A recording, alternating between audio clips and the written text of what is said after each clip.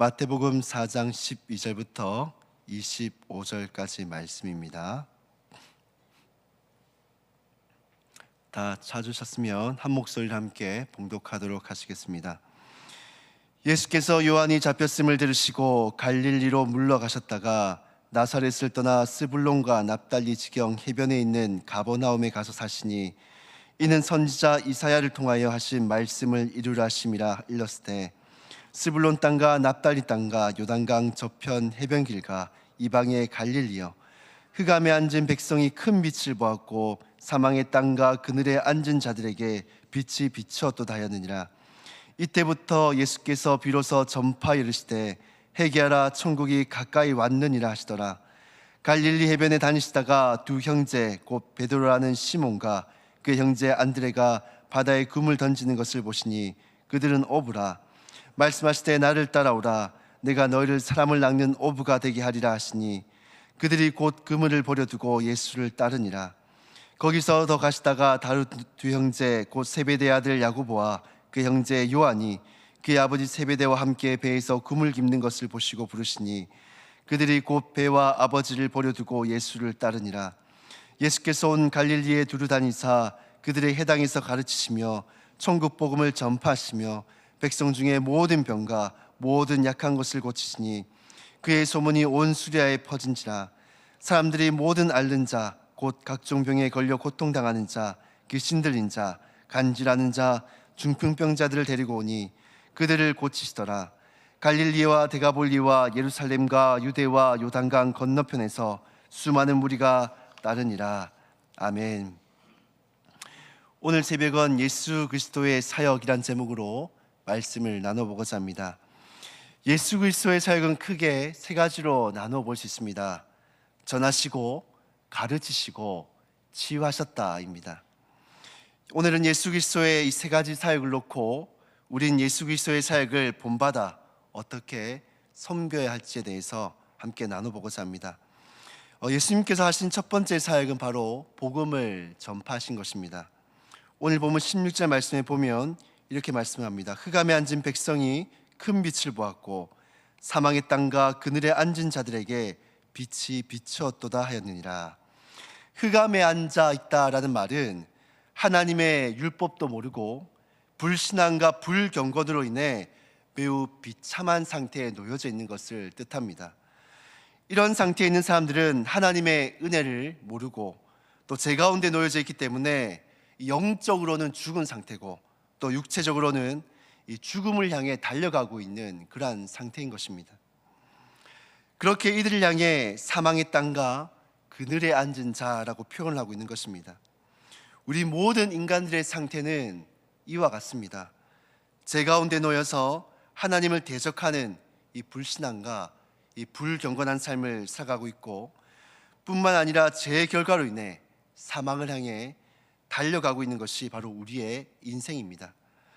그런 우리를 향해서 예수님은 이 복음을 전해주고 계신 것입니다. 복음은 가장 먼저 우리가 어떤 존재이고 또 어떤 상태에 놓여 있는지를 깨닫게 해줍니다.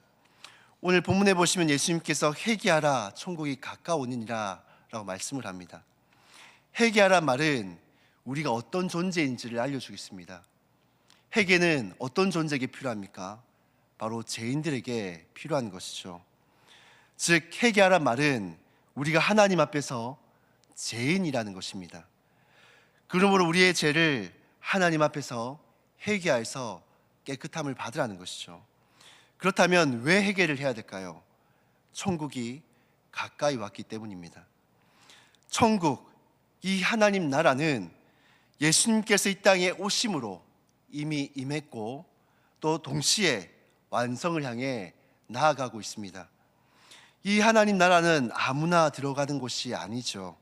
이곳은 예수 그리스도를 믿어 제사함을 받은 하나님의 백성들만이 들어가는 곳이 바로 하나님의 나라입니다. 그리고 그 하나님 나라는 어떤 곳입니까? 죄와 사망이 없는 영원한 그 생명이 있는 곳입니다.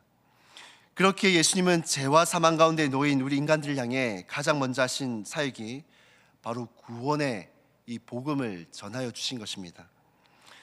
사랑하는 성도 여러분, 우리 역시도 예수님의 사역을 본받아 이 땅에서 해야 되는 가장 중요한 사역은 바로 이 복음을 전하는 것입니다. 왜 그렇습니까? 이 땅에는 여전히 죄와 사망 가운데 살아가는 사람들이 많이 있기 때문입니다. 그들은 자신이 어떠한 존재인지 알지 못하고 또 하나님 나라에 대해서는 알지 못한 채 그렇게 사망을 향해 달려가고 있습니다. 그렇기 때문에 우리가 그들을 향해 복음을 전해줘야 하는 것이죠. 그런데 이 복음을 전하는 것이 참으로 쉽지만은 않습니다. 예수님도 세례 요한이 목숨을 잃고 나서 가장 먼저 하신 것이 바로 복음을 전하고 이 하나님 나라를 선포하는 것이었는데, 헤롯이 왕으로 다스리는 그 나라에 헤롯의 나라가 아니라 하나님의 나라를 선포하는 것은 결코 쉬운 일이 아닙니다. 그것은 목숨을 내어놓아야 되는 그러한 사역입니다. 세례 요한이 목숨을 잃고 난 이후에 죽음의 공포가 이 유대 사회에 임했고 사람들에게 두려움을 심어주고 있는 그러한 상황이었습니다. 그러한 상황에서 하나님 나라, 이 복음을 전했다는 것은 복음을 전하기 쉽지 않은 가장 열악한 그러한 상황 가운데서 예수님은 그 복음을 전하신 것입니다. 사랑하는 성도 여러분, 오늘날 복음을 전하기 참 쉽지 않은 그러한 환경과 그러한 상황과 그러한 시대를 우리가 살아가고 있습니다. 또 복음을 전하다 보면 많은 어려움에 부딪히기도 합니다.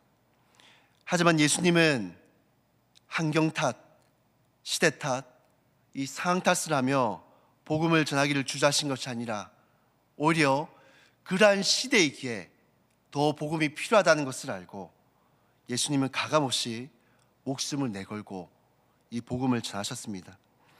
우리도 복음을 전하기 힘든 시대를 살아가고 있지만 이러한 시대이기에 오히려 더 복음이 필요한 줄로 믿습니다. 그렇게 우리는 가족과 우리 이웃들에게 이 구원의 복음을 전할 수 있기를 주님의 이름으로 축복합니다. 두 번째로 예수님께서 하신 사역은 바로 가르치시는 사역이었습니다. 예수님은 제자들을 비롯하여서 틈만 나면 이 회당에서 하나님의 말씀을 가르쳐 주셨습니다. 근데 예수님의 가르침에는 중요한 특징이 하나 있습니다. 당시 랍비들은 율법을 지식적으로 가르치는데 능통하였습니다. 근데 예수님의 가르침에는 지식적인 가르침뿐만 아니라 하나님의 말씀을 이 삶으로서 살아내는 것을 통해 눈으로 보여지는 그런 가르침을 보여주셨습니다. 이 삶으로의 가르침이 왜 중요한가 하면요, 가르치는 사람들이 말씀을 전하고 정작 자신은 그 말씀을 전혀 지키지 않는다면 그를 따르는 제자들이 그 말씀을 듣고 따르고 또 그 가르치는 사람을 참된 스승이라고 칭할 수가 있겠습니까? 그렇지 않겠지요. 다들 거짓 선생이다라고 말할 것입니다. 우리가 오늘날 손양원 목사님이나 주기철 목사님 같은 분들을 시간이 흘러도 계속해서 우리에게 혜자가 되고 그분들이 우리에게 감동이 되는 이유가 무엇입니까?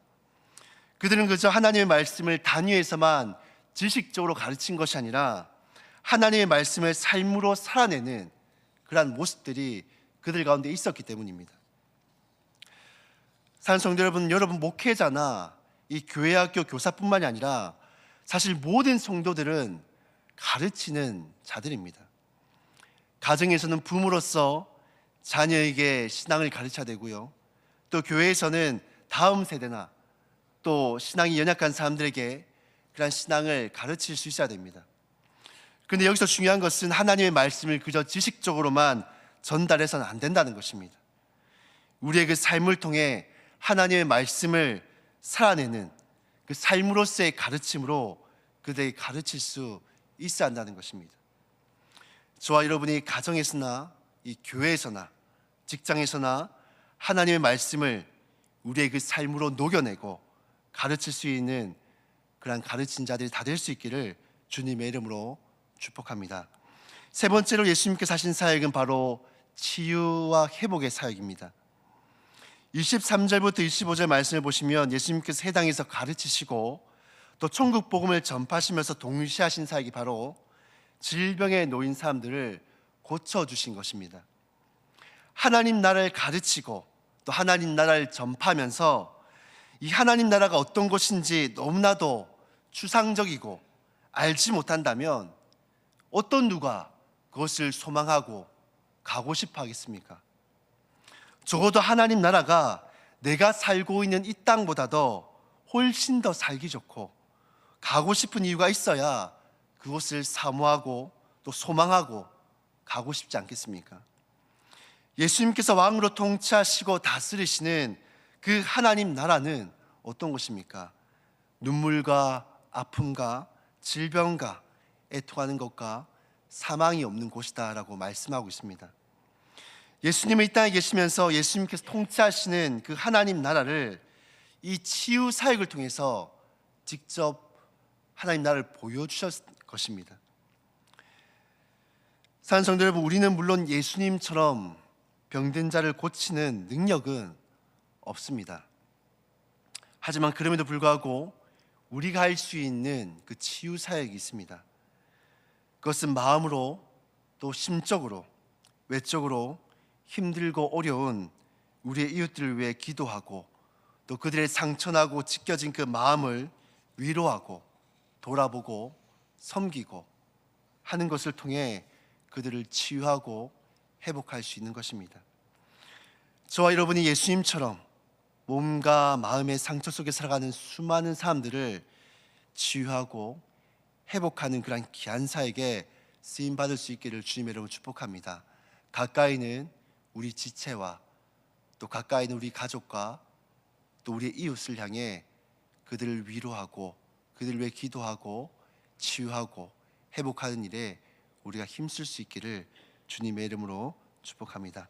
말씀을 정리하도록 하겠습니다. 예수님은 복음을 전하시고 또 말씀을 지식적으로 가르치신 것이 아니라 삶을 통해 그것을 가르치시고 보여주셨습니다.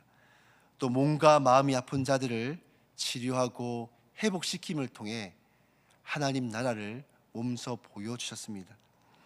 예수님의 사역은 오늘날 교회와 믿는 자들이 어떠한 삶을 살아야 하는지 우리에게 깨닫게 해주고 또 바른 방향을 제시하여 줍니다. 저와 여러분이 예수님의 사역을 본받아서 그 사역을 이 땅 가운데서 고스란히 행하며 살아갈 수 있기를 주님의 이름으로 축복합니다. 우리가 말씀을 기억하면서 함께 기도의 자리로 나아갔으면 좋겠습니다.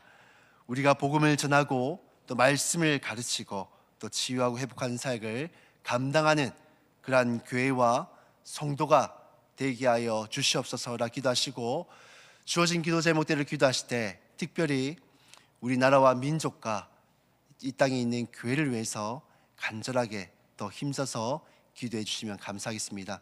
이 시간 기도하시고 개인의 제목으로 자유롭게 기도하신 후에 돌아가도록 하시겠습니다. 기도하시겠습니다.